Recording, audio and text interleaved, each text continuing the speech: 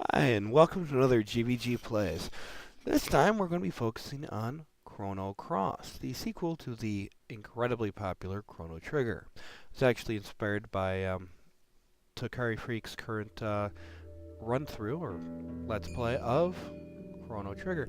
From what I understand, this was not as well received as Trigger, and does some odd differences. And I actually didn't really look into or play this one until many years after it came out, at the advice of one of my brothers, saying that it's actually pretty darn good. And I do like it.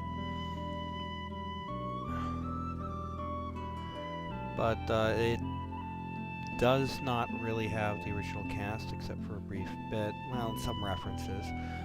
And it does not involve time travel, but I think it's a rather interesting story. One thing you will notice is that, like Chrono Trigger, it takes a little while for the plot to get rolling, but this actually takes just a little bit longer before it really kicks in. Now, I love that green dragon dude on the left. Got some very interesting plot, very nice visuals,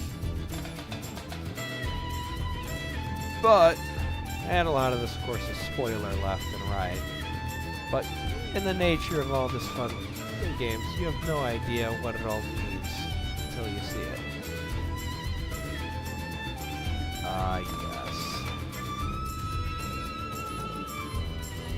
So I'm sorry if this opening sequence is incredibly boring for you. But hey, we're going to have a dragon regurgitate a marble, so you can look forward to that later on.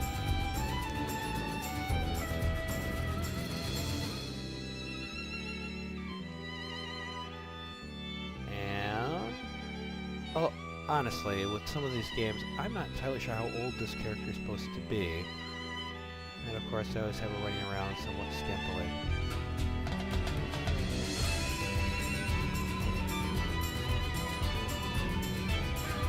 Baby! I have to say, this intro is very nice looking. Okay.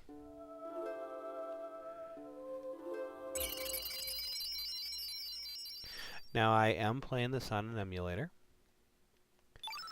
I'm pretty sure I've got rid of all of the really bizarre emulator funkiness. And we will be going with the default names.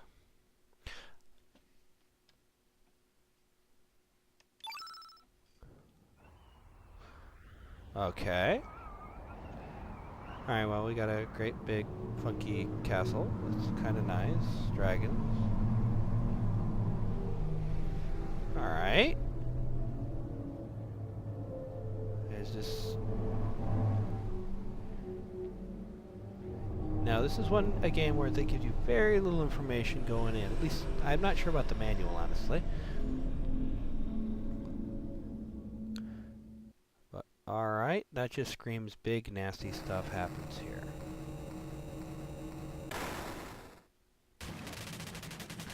Who's the cheerleader on the left?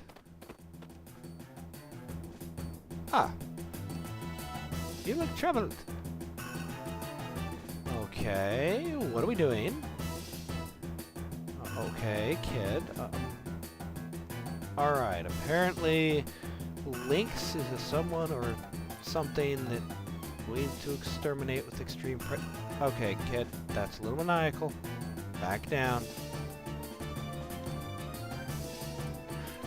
Now, this opening bit, it's always Surge and Kid. The third party member for this sequence is randomly selected. Okay, that looks like an obelisk. Huh. Good question. And Kid apparently swears like someone from across the pond. They really go for the accent of bugger, and I don't remember if they ever say blimey. Yeah, anyway. Alright, we're running around. Let's see. nothing there. What's over here? Hey, great big robot time. Let's go ahead and fight it.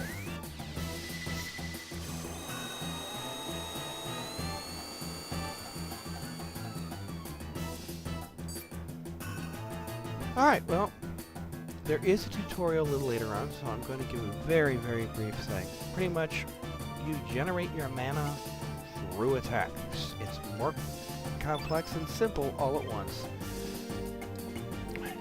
We have 7 stamina. We can, for 1, do a light attack, 2, do a medium attack, 3, do a strong attack. The stronger the attack, the lower the percentage.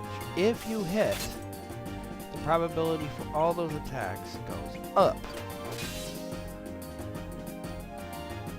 He still has 4 stamina, but I guess it was that metal dude's turn to smack us.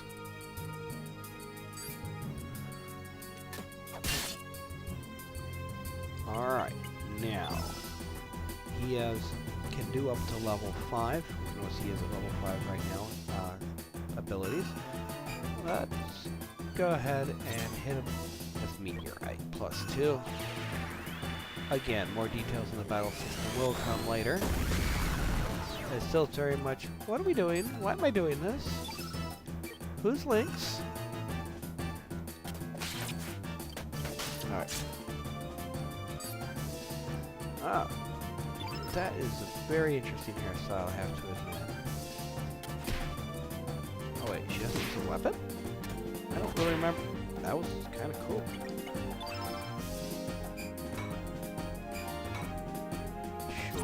Gravity attacks look cool.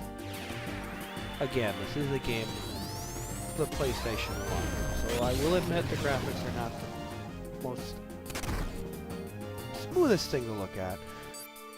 But, I'm sorry, smashing a guy 50 feet in the air to land on his back is awesome no matter what the resolution.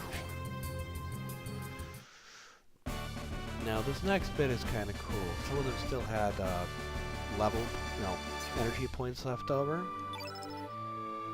And some of them have, you can only use an ability once per battle, but then it replenishes. Some of them still have healing ones. So we can heal ourselves up, usually after almost every battle. There is the equivalent of potions, but you usually don't need to use them. And normally you will be able to be filled up completely after every battle.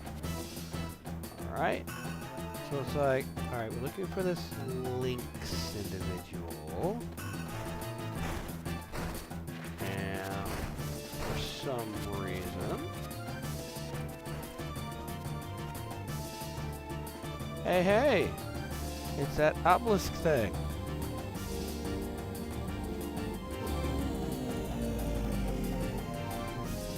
That's a promising sign. Hey! That's interesting. What's that little, like, 6-pointed symbol with those, like, lines right over the altar? Huh. I wonder if it means anything. Hey. That thing over there is glowing, and that symbol looks remarkably similar to what we saw over the altar. So let's go ahead and beat up some bats. And I will try to be entertaining. I will admit, as I mentioned to Curry Freak earlier, I've really been watching your Chrono Trigger thing, actually. At the time of doing this, not only have I been watching it, I've also happened to, before I ran into it, been going through Chrono Trigger with my youngest daughter. And I will admit her style is very entertaining, and I cannot hope to be as good as her, but I am basing some of my style for this one off of what I've seen her doing. I'm still new at this, and I'm trying to figure what style works best.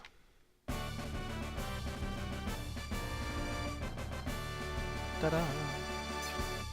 But so far, okay, we're pretty much just smacking through everything. No real problems so far.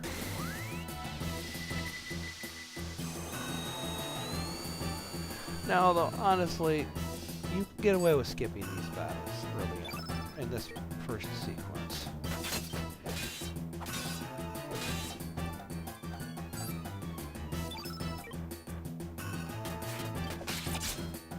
Yeah.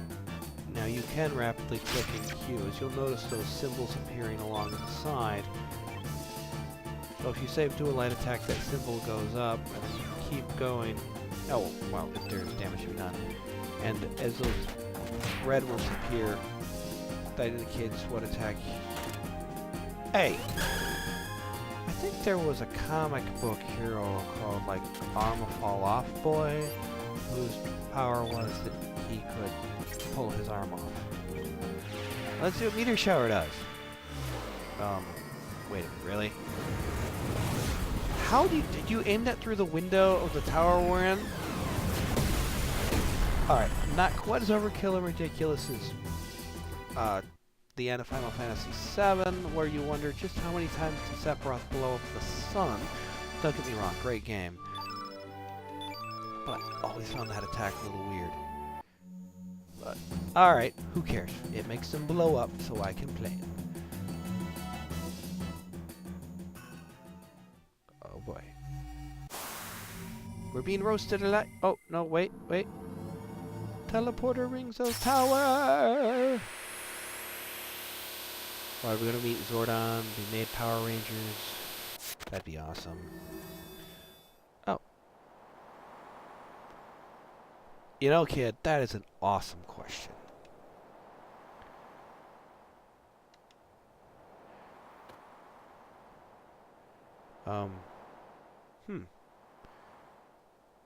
Now, sometimes your third companion will talk. Ah, there we are. Yes, Orla, we did! That might be why it felt like it. Alright. Now that is an awesome fort. Oh, and yes, by the way, this is another game where your character is mute, and yet everyone acts like you can talk. Usually. Now, okay, so we've been acting weird. Okay, well, so I have no idea what we're doing, and we're trying to fight Lynx, and apparently I'm weird. Alright, let's open the dark doors of ominous doom. Ooh, yeah. Heartbeat. Massive battle. Right. Huh, cool bandana design, by the way. Isn't that Kid? Yeah, it looks like Kid. It's us. Alright, that's not healthy. Alright. What the heck just happened? Did we pass out? Did we have a vision? Oh wait, someone's... Oh, okay. We passed out when we opened the door and someone's waking us up. Good morning. That's really casual about it. Very casual. Oh. It was a dream sequence. A prophetic dream sequence, but still, dream sequence. And here's Surge, nowhere near the level of power and destruction he was in his dream. But still, able to smack up various creatures pretty well. Alright. Now let's see what's going on. And we're about done with the first episode here. Alright, this is your mom. Lena. Okay. Huh. Ooh, we have a girlfriend.